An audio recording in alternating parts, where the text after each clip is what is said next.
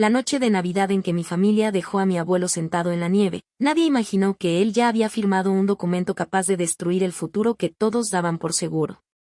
Lo encontré junto al camino de entrada, con el abrigo abierto, una maleta pequeña a sus pies y las manos temblando bajo una capa de copos húmedos.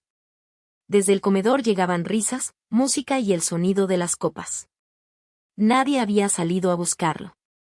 Cuando pregunté qué había ocurrido, mi padre afirmó que el abuelo había provocado otra discusión y que necesitaba aprender a respetar las decisiones de la familia.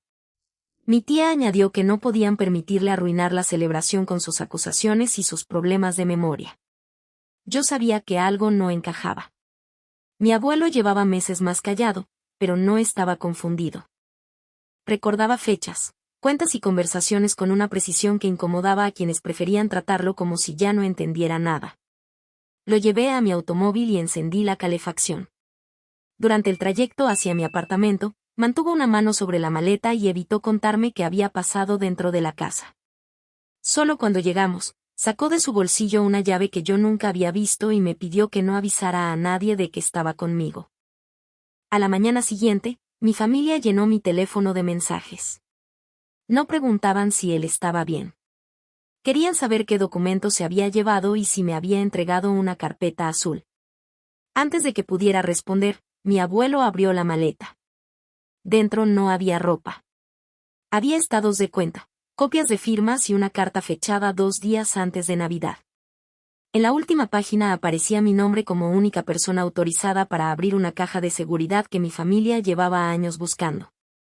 Mi abuelo me pidió que guardara la llave y que no abriera la caja hasta que él pudiera acompañarme.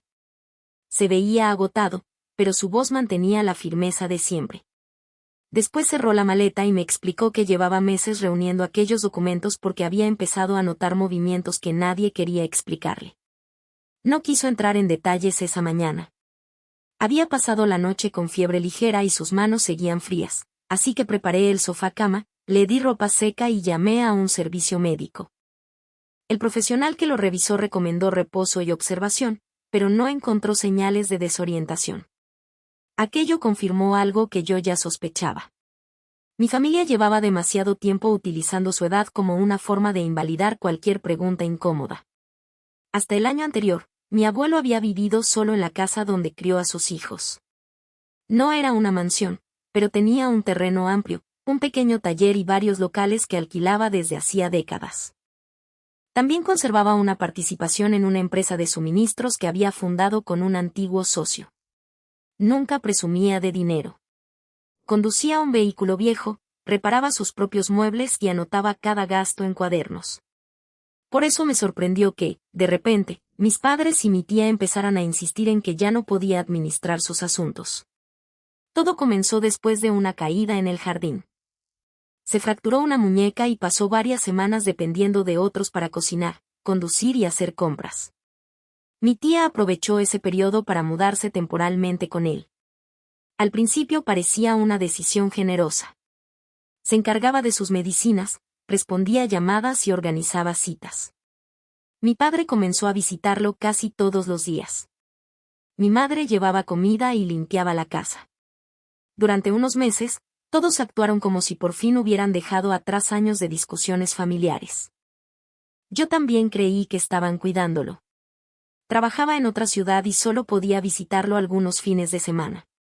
Cada vez que llegaba, encontraba algún cambio pequeño. Primero desaparecieron sus cuadernos de cuentas del escritorio. Después dejaron de llegar cartas a su nombre porque mi padre había trasladado la correspondencia a otra dirección. Más tarde, mi tía empezó a responder por él incluso cuando estaba sentado en la misma habitación.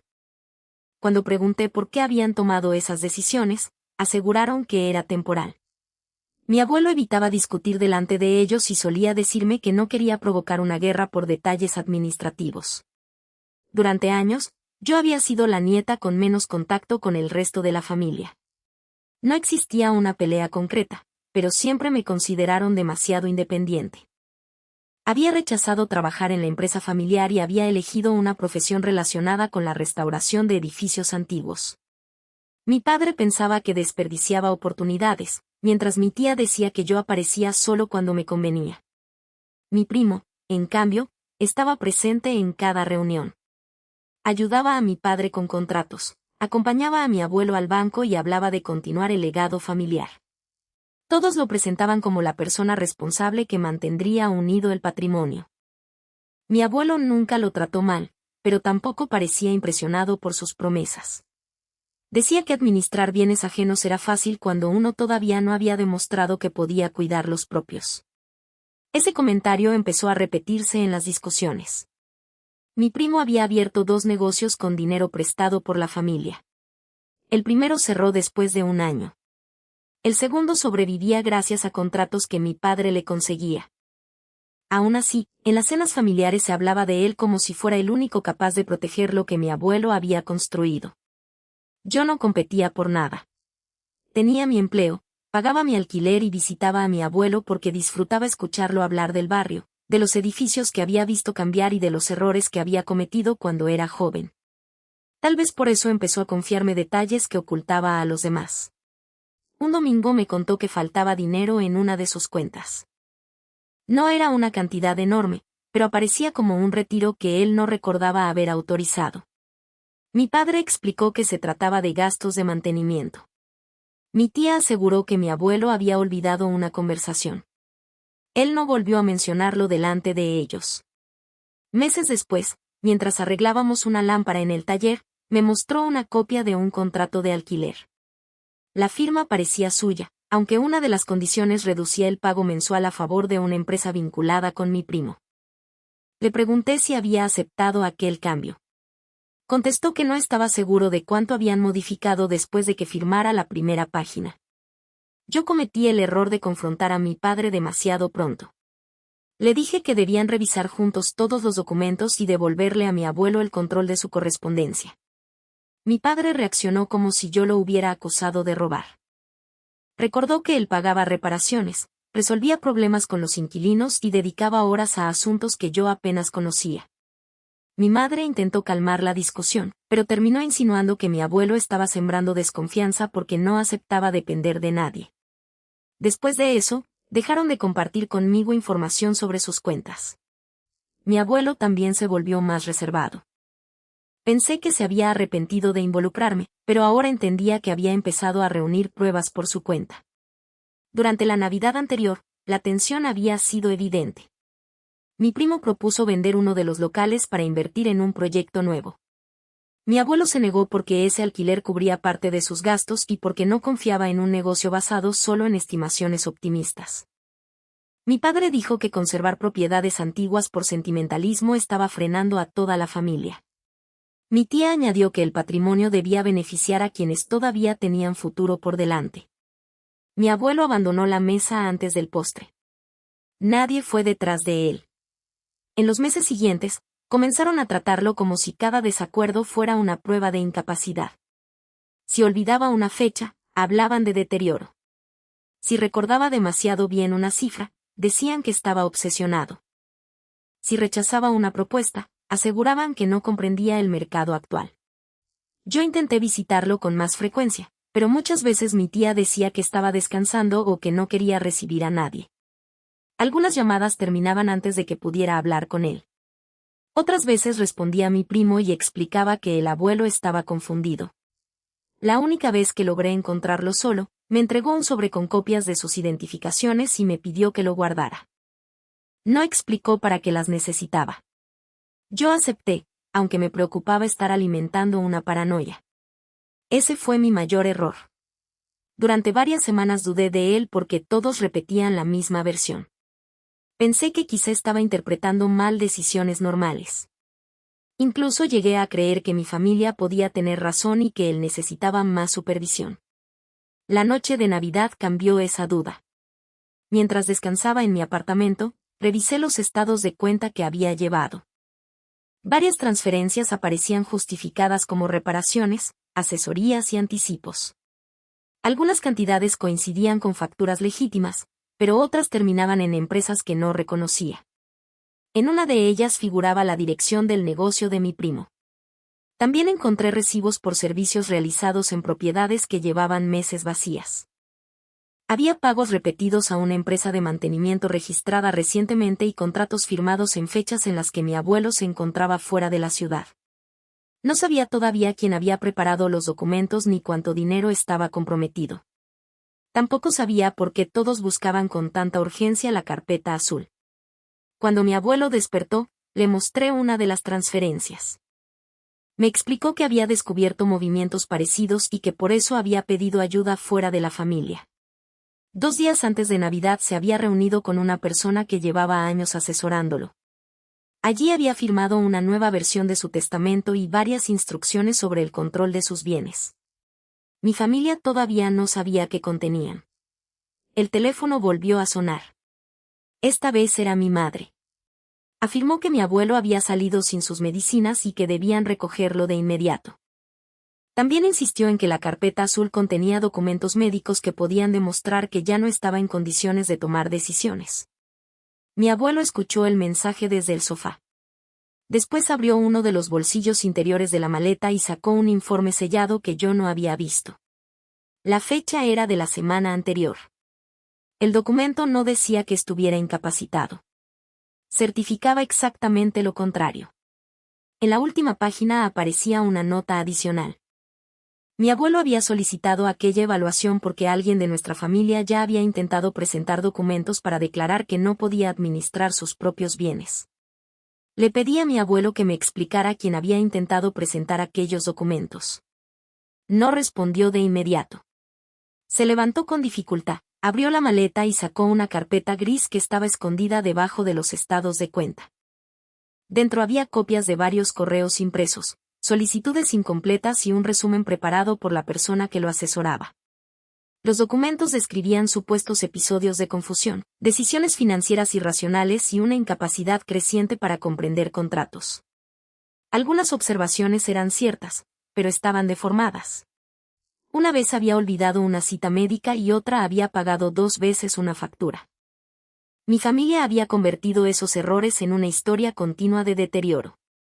Lo más inquietante era que varias páginas habían sido preparadas antes de que alguien solicitara una evaluación independiente. Mi padre figuraba como la persona dispuesta a asumir el control de los asuntos financieros.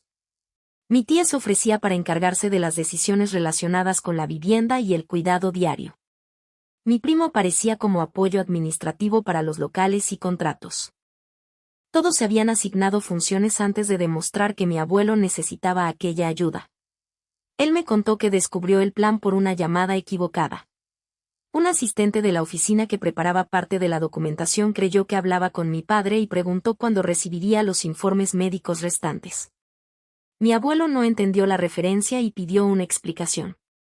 La llamada terminó de forma abrupta, pero fue suficiente para que empezara a investigar. Primero solicitó copias de sus movimientos bancarios. Después pidió a varios inquilinos que le enviaran directamente los contratos y comprobantes de pago. Algunos se sorprendieron porque llevaban meses tratando solo con mi primo. Las cantidades no coincidían. En 2 locales, los inquilinos pagaban más de lo que aparecía en las cuentas de mi abuelo. La diferencia se enviaba a una empresa que supuestamente coordinaba reparaciones y administración. Esa compañía había sido registrada por mi primo, aunque los documentos internos también incluían la dirección comercial de mi padre. En otra propiedad, el alquiler había sido reducido mediante un acuerdo que mi abuelo nunca había aprobado. El nuevo arrendatario era una empresa relacionada con uno de los socios del segundo negocio de mi primo. La empresa pagaba una cantidad baja y luego cedía el espacio a terceros por casi el doble. Mi abuelo no había perdido dinero por una mala decisión. Habían construido un sistema que desviaba pequeñas cantidades desde varios lugares para evitar que una sola operación pareciera demasiado evidente. La suma acumulada era mucho mayor de lo que yo había imaginado. Le pregunté por qué no había acudido directamente a las autoridades o a un profesional desde el primer momento. Reconoció que al principio no quería creer que sus propios hijos estuvieran involucrados. Pensó que mi primo podía haber aprovechado el acceso sin que los demás comprendieran el alcance. Esa posibilidad desapareció cuando encontró instrucciones escritas por mi padre. En ellas se detallaba qué contratos debían renovarse, qué gastos podían justificarse como mantenimiento y cuánto dinero debía permanecer en las cuentas de mi abuelo para no despertar sospechas. Mi tía no participaba en la administración diaria, pero había firmado como testigo en varios documentos. También había recibido transferencias mensuales bajo la descripción de cuidados personales, incluso durante periodos en los que apenas visitaba la casa. Mi madre no aparecía como beneficiaria directa. Sin embargo, había desviado la correspondencia y había ayudado a convencer a otros familiares de que mi abuelo ya no comprendía sus propios asuntos. Cada persona cumplía una función distinta. Mi primo utilizaba los contratos. Mi padre controlaba las decisiones financieras. Mi tía reforzaba la versión sobre la incapacidad. Mi madre mantenía alejadas las preguntas. Yo había pensado que discutían entre ellos por dinero. En realidad, llevaban meses cooperando. La carpeta azul contenía los documentos originales que demostraban la diferencia entre los contratos auténticos y las versiones modificadas. Mi abuelo había guardado allí recibos, cartas de los inquilinos y copias certificadas de sus firmas anteriores. También incluía un registro escrito de cada ocasión en que le negaron acceso a sus cuentas o intentaron presionarlo para firmar. Le pregunté dónde estaba la carpeta. Me explicó que no la había llevado a la cena. La había entregado 2 días antes a la persona que revisó su testamento. Mi familia suponía que seguía escondida en la casa porque lo habían visto salir del taller con ella. Eso explicaba la urgencia de sus mensajes. No buscaban medicinas ni pruebas médicas. Querían destruir los documentos antes de que alguien externo pudiera revisarlos. Durante aquella tarde, llamé a la persona que asesoraba a mi abuelo. Él autorizó la conversación y permaneció a mi lado mientras yo explicaba que estaba conmigo y que la familia intentaba localizar la carpeta. La asesora confirmó que conservaba los originales y que ya había preparado copias adicionales. También explicó que mi abuelo había dejado instrucciones para que ninguna decisión importante pudiera realizarse sin una verificación directa de su voluntad. No dio detalles del testamento por teléfono, pero confirmó que había sido firmado después de la evaluación que certificaba su capacidad. Mi familia no podía invalidarlo simplemente afirmando que estaba confundido. Aquello me tranquilizó, aunque solo por unos minutos. La asesora preguntó si mi abuelo conservaba su teléfono anterior. Él respondió que había desaparecido la noche de Navidad. Lo había dejado cargando en una habitación y, después de la discusión, ya no estaba allí. En ese dispositivo guardaba fotografías de documentos, mensajes y grabaciones de voz relacionadas con las presiones para vender los locales. Mi primo conocía el código de acceso porque lo había ayudado a configurar el teléfono meses antes. Comprendí entonces que la cena no había terminado en una discusión espontánea. Habían esperado que mi abuelo llevara la carpeta y habían preparado una forma de acceder a sus pruebas. Le pedí que me contara exactamente qué ocurrió antes de que yo lo encontrara en la nieve. Mi abuelo explicó que mi padre había colocado varios documentos junto a su plato después de la cena. Querían que firmara una autorización para vender uno de los locales y transferir la administración de las demás propiedades. Él se negó y dijo que ya había entregado copias de los movimientos a una asesora independiente. Mi primo preguntó dónde estaban los originales. Cuando mi abuelo no respondió, mi tía comenzó a registrar el abrigo que había dejado en el recibidor. Mi madre cerró la puerta del comedor y mi padre insistió en que nadie podía marcharse hasta aclarar qué información había compartido. Mi abuelo intentó llamar desde su teléfono, pero el dispositivo ya no estaba en la habitación. Entonces comprendió que lo habían preparado todo antes de que llegara. La maleta que encontré junto a él tampoco la había hecho personalmente. Mi tía había guardado algunas de sus cosas por la tarde y había dicho que, si continuaba desconfiando de todos, podía pasar unos días fuera. Cuando se negó a firmar, mi padre ordenó que lo sacaran de la casa para que se calmara. Mi primo dejó la maleta junto al camino y cerró la puerta. Nadie había calculado cuánto tardaría yo en encontrarlo. Nadie había pensado que pudiera nevar con tanta fuerza. Sentí una mezcla de culpa y rabia al recordar que yo había llegado tarde porque mi madre me pidió que comprara varias cosas antes de la cena. Me había enviado a 2 establecimientos distintos por productos que ya estaban en la cocina. Mientras yo perdía tiempo, ellos registraban las pertenencias de mi abuelo. No podía demostrar que mi madre hubiera planeado mi ausencia, pero el horario encajaba demasiado bien. La asesora nos pidió que revisáramos cada página de la carpeta gris y que anotáramos cualquier documento que no reconociera. También recomendó guardar copias de los mensajes que mi familia seguía enviando. Durante esa revisión encontré una lista con las fechas de varias reuniones. Una estaba programada para 2 días después de Navidad. El objetivo era presentar la evaluación de incapacidad que mi familia esperaba obtener y solicitar el control temporal de las cuentas y propiedades mientras se resolvía la situación. El informe independiente firmado por mi abuelo destruía gran parte de su argumento, pero ellos todavía no sabían que existía. Seguí revisando y encontré un documento distinto. Era una declaración escrita por una supuesta familiar cercana que afirmaba haber observado episodios de desorientación, miedo injustificado y decisiones peligrosas. También aseguraba que mi abuelo me había entregado dinero sin comprender lo que hacía. La firma al final llevaba mi nombre. Durante unos segundos pensé que podía tratarse de otra persona con un nombre parecido. Después vi mi número de identificación y una dirección antigua que solo mi familia conocía. Habían preparado una declaración falsa utilizando mis datos. Mi abuelo observó la página y me dijo que nunca había visto aquel documento. La fecha correspondía a la semana en que mi padre me convenció de no visitar la casa porque, según él, mi abuelo necesitaba descansar y evitar discusiones. La asesora revisó la copia que le envié y me pidió que no confrontara a nadie todavía. Necesitaba comprobar dónde había sido presentada y quién la había adjuntado al resto del expediente. Mientras hablábamos, recibí un correo desde una dirección desconocida. El mensaje incluía una copia de la autorización para vender el local que mi abuelo había rechazado durante la cena. En el espacio destinado a su firma aparecía una marca digital. Debajo figuraba mi nombre como testigo de que él había firmado voluntariamente y comprendía el contenido. La operación estaba programada para la mañana siguiente. Según el documento, yo debía presentarme junto a mi abuelo para confirmar personalmente una autorización que ninguno de los dos había firmado. La asesora nos pidió que no respondiéramos al correo ni confirmáramos la cita. Primero necesitaba comprobar desde qué cuenta se había enviado la autorización y quién había solicitado la operación. Mi abuelo reconoció el local que pretendían vender. Era el mismo que mi primo había intentado incluir en su proyecto el año anterior. El comprador figuraba como una empresa creada apenas 3 meses antes y vinculada con uno de sus antiguos socios. La operación no buscaba obtener el mejor precio. El valor indicado era muy inferior al que aparecía en las últimas evaluaciones de la propiedad. Con el dinero de la venta, mi padre pensaba cubrir varias deudas del negocio de mi primo y devolver una parte de los préstamos familiares. El resto se utilizaría como capital para una nueva empresa en la que ellos controlarían las decisiones.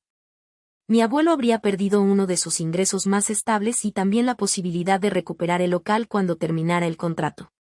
Esa noche reunimos todo lo necesario. La asesora preparó una declaración firmada por mi abuelo en la que negaba haber autorizado la venta, el uso de su firma digital y cualquier representación realizada en mi nombre. Yo redacté otra declaración sobre la falsificación de mis datos y la ausencia de mi consentimiento. También guardamos copias del correo, de la evaluación médica, de los contratos auténticos y de los movimientos bancarios. La asesora notificó por escrito a la oficina encargada de la operación que existía una disputa sobre la autenticidad de los documentos. No afirmó más de lo que podía demostrar. Solo dejó constancia de que las 2 personas que aparecían como firmantes negaban haber participado. A la mañana siguiente acompañé a mi abuelo al lugar indicado. Mi padre ya estaba allí con mi primo y un hombre que representaba a la empresa compradora. Mi tía esperaba cerca de la entrada, mientras mi madre permanecía sentada con una carpeta sobre las piernas. Cuando nos vieron llegar juntos, ninguno pareció aliviado por comprobar que mi abuelo estaba bien. Mi padre preguntó por qué había llevado a una asesora y afirmó que todo podía resolverse sin convertir un asunto familiar en un conflicto mayor. Mi abuelo respondió que el conflicto había comenzado cuando utilizaron su firma y lo dejaron fuera de su propia casa. La persona encargada de revisar la operación pidió confirmar si mi abuelo reconocía la autorización. Él explicó que había rechazado ese mismo documento durante la cena de Navidad. También entregó la evaluación que certificaba su capacidad y la declaración preparada la noche anterior. Yo presenté mi identificación y negué haber firmado como testigo. Mostré la copia de la declaración falsa en la que también habían utilizado mis datos. Mi primo intentó sostener que todo había sido un error administrativo. Según él, habían preparado borradores para ahorrar tiempo porque estaban convencidos de que mi abuelo terminaría aceptando la venta. La asesora preguntó entonces por qué un borrador había sido enviado como documento definitivo y por qué incluía firmas digitales, números de identificación y una confirmación falsa de mi presencia. Mi primo dejó de responder. El representante de la empresa compradora comenzó a revisar los mensajes de su teléfono. Poco después reconoció que había recibido garantías de mi padre sobre la aprobación de toda la familia y sobre la supuesta incapacidad de mi abuelo para gestionar la propiedad. También mostró un correo en el que mi padre prometía que cualquier oposición sería resuelta después de completar la transferencia. La operación fue suspendida. Mi padre perdió la calma y acusó a mi abuelo de destruir el futuro de todos por apego a unos edificios antiguos. Afirmó que las propiedades terminarían deteriorándose y que mi primo merecía una última oportunidad para demostrar lo que podía hacer. Mi abuelo le recordó que ya había financiado 2 oportunidades y que ninguna le daba derecho a tomar bienes ajenos. Mi tía intervino para decir que ella había cuidado de su padre durante meses y que también merecía seguridad. Fue entonces cuando comprendí que no esperaba solamente recuperar el dinero que había prestado. Quería la casa. Había convencido a mi abuelo de que vivir solo era peligroso y había preparado documentos para convertirse en la persona responsable de sus decisiones domésticas. Una vez reconocido como incapaz, pretendía mantenerlo en una residencia y permanecer en la vivienda como cuidadora principal. Mi madre admitió que conocía aquel plan. Lo justificó diciendo que la casa no podía quedar abandonada y que mi tía había invertido demasiado tiempo en atenderlo. Mi abuelo le preguntó si por eso había desviado su correspondencia y evitado que yo hablara con él. Mi madre no negó haberlo hecho. Afirmó que yo siempre provocaba dudas y que mi cercanía con él podía alterar un reparto que debía beneficiar a toda la familia. Su respuesta aclaró por qué también habían usado mi nombre. Necesitaban presentarme como una nieta interesada que aprovechaba la confusión de mi abuelo. Si yo denunciaba los movimientos bancarios, podían decir que intentaba obtener una ventaja personal. Mi padre había preparado una versión en la que todos parecían protegerlo de mí. La asesora mostró entonces los correos donde él distribuía funciones entre cada miembro de la familia. Mi primo administraría los locales, mi tía controlaría la vivienda y mi padre manejaría las cuentas. Mi madre se encargaría de limitar las visitas y mantener una sola versión ante los demás parientes. No era una reacción improvisada ante un anciano que necesitaba ayuda. Era un reparto anticipado de una herencia que todavía no les pertenecía. Mi abuelo escuchó las explicaciones sin elevar la voz. Después informó que desde ese momento retiraba cualquier autorización informal que hubiera dado a sus hijos para gestionar propiedades, cuentas o correspondencia. También anunció que la empresa de administración vinculada con mi primo dejaría de intervenir en los alquileres. Los inquilinos recibirían instrucciones nuevas y las diferencias entre pagos serían revisadas una por una. Mi padre intentó advertirle que aquello provocaría problemas financieros para toda la familia. Mi abuelo respondió que las deudas creadas sin su autorización debían ser asumidas por quienes las habían contraído. La reunión terminó sin la venta y con todos los documentos entregados para una revisión formal. Durante las semanas siguientes, ayudé a mi abuelo a recuperar el acceso a sus cuentas, cambiar contraseñas y ordenar los contratos originales. Cometí errores porque intenté ocuparme de demasiadas cosas al mismo tiempo. Una vez envié una versión incompleta de un registro a la asesora y retrasé varios días la revisión de un alquiler. Mi abuelo no me reprochó aquellas fallas. Me recordó que la diferencia entre equivocarse y engañar consistía en reconocer el error antes de que otra persona pagara por él. La investigación de sus cuentas confirmó que el dinero desviado no provenía de una sola operación. Eran cantidades pequeñas acumuladas durante casi 2 años. Mi primo había utilizado parte para sostener su negocio. Mi padre había cubierto pagos atrasados y había financiado la preparación de la venta. Mi tía había recibido transferencias por cuidados que no siempre había realizado. Mi madre no había recibido dinero directamente, pero su participación había sido esencial para mantener a mi abuelo aislado. Cuando las pruebas quedaron organizadas, él convocó a toda la familia en presencia de la asesora. Les informó que había cambiado su testamento antes de Navidad y que no volvería a modificarlo para premiar disculpas tardías. También dejó claro que yo no conocía el reparto y que no había participado en ninguna decisión. Mi padre aseguró que un testamento firmado en medio de tanta tensión podía ser cuestionado. Mi abuelo colocó sobre la mesa la evaluación de capacidad, las fechas de las reuniones y las copias certificadas. Después explicó que no había cambiado el documento por una discusión familiar. Lo había cambiado porque ellos intentaron tomar decisiones sobre su patrimonio mientras todavía estaba vivo. Nadie volvió a hablar de reconciliación. Durante los meses siguientes, mi abuelo regresó a su casa con apoyo profesional y nuevas medidas de seguridad. Yo lo visitaba varias veces por semana, aunque mantuve mi propio apartamento y mi trabajo. Su salud parecía estable, pero el invierno había dejado consecuencias que al principio no quisimos reconocer. Una mañana de primavera recibí una llamada de la persona que lo acompañaba en casa. Mi abuelo había sufrido una complicación repentina y había muerto antes de que yo pudiera llegar. El día en que la familia se reunió para conocer el contenido del testamento, mi padre se sentó junto a mi madre como si todavía esperara recuperar el control. Mi tía llevaba una lista de gastos y mi primo evitaba mirarme. La asesora abrió el documento y explicó que existía una cláusula añadida 2 días antes de Navidad. Aquella cláusula no dependía de quien hubiera pedido perdón ni de quien afirmara haber actuado por preocupación. Se activaba si cualquier miembro de la familia intentaba declarar incapaz a mi abuelo, utilizar su firma o expulsarlo de su casa para obligarlo a entregar el control de sus bienes. La asesora confirmó que las pruebas demostraban que las 3 condiciones se habían cumplido. Después pasó a la página donde comenzaba el reparto y anunció que, debido a esa cláusula, ninguno de los presentes recibiría lo que había esperado durante años. La asesora continuó leyendo mientras nadie se atrevía a interrumpirla. Mi abuelo había dejado instrucciones precisas para que, antes de repartir cualquier bien, se calculara el dinero desviado de sus cuentas, las rentas retenidas y los pagos realizados sin su consentimiento. Esas cantidades debían ser reclamadas a quienes se habían beneficiado de ellas. Ninguna deuda desaparecería simplemente porque él ya no estuviera presente. Mi padre perdió cualquier derecho a administrar los locales y debía responder por las decisiones financieras que había organizado. Mi tía tendría que devolver los pagos recibidos por cuidados que no había prestado.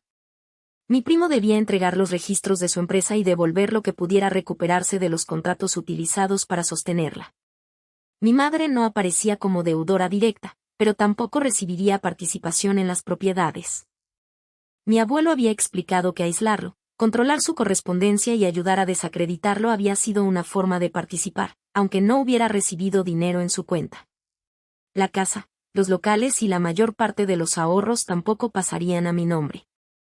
Mi abuelo había decidido que la vivienda se destinara a un proyecto administrado por una organización independiente que ofrecía alojamiento temporal y orientación a personas mayores expulsadas de sus hogares o presionadas para entregar el control de sus bienes. 2 de los locales quedarían bajo administración profesional y sus ingresos ayudarían a mantener ese proyecto. Otro sería vendido a precio de mercado para cubrir los gastos iniciales, reparar la casa y garantizar que ninguna persona de la familia pudiera utilizarla como residencia privada. Aquella decisión provocó la primera reacción abierta de mi tía. Afirmó que había entregado años de su vida a cuidar de su padre y que una organización desconocida no podía quedarse con la casa en la que ella había planeado vivir. La asesora mostró una carta escrita por mi abuelo. En ella reconocía que mi tía lo había ayudado durante las primeras semanas después de su caída. También explicaba que aquella ayuda dejó de ser cuidado cuando comenzó a utilizarla para controlar sus llamadas, decidir quién podía visitarlo y preparar su salida definitiva de la vivienda. Mi tía dejó de protestar cuando escuchó la última parte. Mi padre insistió en que los bienes debían permanecer en la familia. Sostuvo que mi abuelo había actuado desde el resentimiento y que yo lo había influido durante sus últimos días. La asesora recordó que el testamento había sido preparado antes de que yo conociera su contenido. También presentó las fechas de la evaluación médica, las reuniones privadas y las instrucciones entregadas cuando mi abuelo todavía vivía en su casa. Yo no había sido nombrada administradora del patrimonio ni responsable del nuevo proyecto. Mi abuelo sabía que, si me entregaba ese poder, mi familia utilizaría cada decisión para afirmar que todo había sido organizado por mí.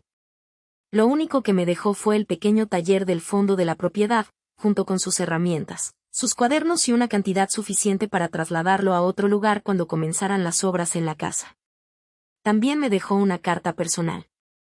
No la abrí delante de nadie. Mi primo fue el primero en levantarse. Dijo que no tenía sentido permanecer allí si todo había sido decidido para castigarlos. Antes de salir, mi padre le exigió que no entregara ningún documento sin consultar con él. La asesora le recordó que parte de esos registros ya había sido solicitada durante la revisión de las cuentas. Mi primo entendió entonces que mi padre todavía intentaba dirigirlo, incluso después de haberlo dejado expuesto como responsable directo de varios movimientos. Esa misma semana entregó copias de los contratos, mensajes y comprobantes que conservaba. No lo hizo por respeto a mi abuelo. Lo hizo porque ya no quería asumir solo las consecuencias de un plan que había sido organizado entre varias personas. Su empresa cerró pocos meses después. El equipo restante fue vendido y parte de lo obtenido se utilizó para devolver dinero. Consiguió trabajo en una compañía de mantenimiento comercial, donde empezó desde un puesto básico y sin acceso a presupuestos. Mi tía tuvo que abandonar la casa cuando comenzó la adaptación del edificio.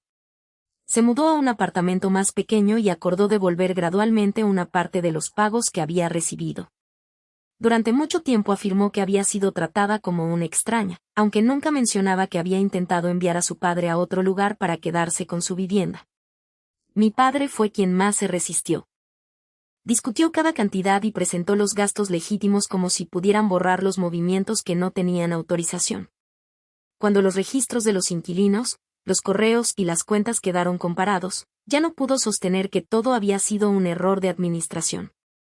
Vendió una participación que conservaba en otro negocio y utilizó ese dinero para cubrir parte de lo desviado. Lo restante quedó sometido a un acuerdo de devolución respaldado por los documentos reunidos durante la investigación. Nuestra relación terminó casi por completo. Durante meses me envió mensajes en los que aseguraba que yo había destruido a la familia por elegir a mi abuelo sobre todos los demás. Nunca respondió cuando le recordé que la familia se había destruido la noche en que dejaron a un anciano en la nieve para obligarlo a firmar. Mi madre intentó acercarse de una manera distinta. Al principio pidió que olvidáramos lo ocurrido porque ella no había tomado dinero. Después admitió que había desviado las llamadas, retenido cartas y enviado mensajes para mantenerme lejos de la casa. Aseguró que creyó estar protegiendo la unidad familiar. Le expliqué que una unidad basada en silenciar a la persona más vulnerable no era una familia, sino una alianza para proteger intereses. No la eliminé de mi vida, pero dejé de confiarle información personal. Nos veíamos en ocasiones limitadas y nunca permití que utilizara la culpa para convertir mis límites en una nueva ofensa. Durante ese tiempo también tuve que enfrentar mi propia responsabilidad. Yo no había participado en el plan, pero había dudado de mi abuelo cuando más necesitaba que alguien lo escuchara. Había aceptado la versión de los demás porque resultaba más fácil pensar que un hombre mayor estaba confundido que admitir que varias personas de mi familia podían estar aprovechándose de él. Abrí su carta después de trasladar las herramientas del taller. Mi abuelo había escrito que no esperaba que yo supiera siempre qué hacer. Solo esperaba que, cuando tuviera dudas, no permitiera que la comodidad decidiera por mí. También me pidió que no convirtiera su última decisión en una guerra eterna. Quería que protegiera mi dignidad sin dedicar el resto de mi vida a vigilar las consecuencias de quienes lo habían traicionado. El nuevo proyecto abrió casi un año después de su muerte. La casa conservó la fachada, el jardín y la mesa larga del comedor. Las habitaciones fueron adaptadas para recibir temporalmente a personas mayores que necesitaban un lugar seguro mientras recuperaban documentos, vivienda o independencia. Yo no dirigía el programa. Participé en la restauración del edificio y después regresé a mi trabajo habitual. Aquello me permitió honrar a mi abuelo sin convertir su legado en otra forma de control familiar. El taller fue reconstruido cerca de mi apartamento. Conservé sus herramientas, pero no las dejé como objetos intocables. Las utilizaba en mis proyectos porque él siempre había dicho que una herramienta guardada por miedo a dañarla terminaba perdiendo su propósito. La primera Navidad después de la apertura visité la casa durante la tarde. Había varias personas preparando la cena, una mujer decoraba el árbol y un hombre mayor reparaba una silla junto a la ventana. Afuera comenzaba a nevar, pero nadie permanecía solo en el camino. Por primera vez desde aquella noche, recordé a mi abuelo sin imaginarlo temblando junto a su maleta. Mi familia había esperado heredar propiedades, cuentas y autoridad. Lo único que recibió fue la obligación de responder por sus propias decisiones. Yo heredé algo mucho menos fácil de medir. Aprendí que proteger a alguien no significa decidir por esa persona, que la edad no convierte a nadie en invisible y que poner límites puede doler sin ser una forma de crueldad. Mi abuelo no utilizó su testamento para comprar mi lealtad ni para convertirme en la ganadora de una pelea familiar. Lo utilizó para impedir que quienes intentaron quitarle su hogar terminaran beneficiándose de aquello que habían hecho. Al final, la casa no quedó en manos de la persona que más gritó que la merecía. Quedó abierta para quienes alguna vez temieron no tener dónde pasar la noche.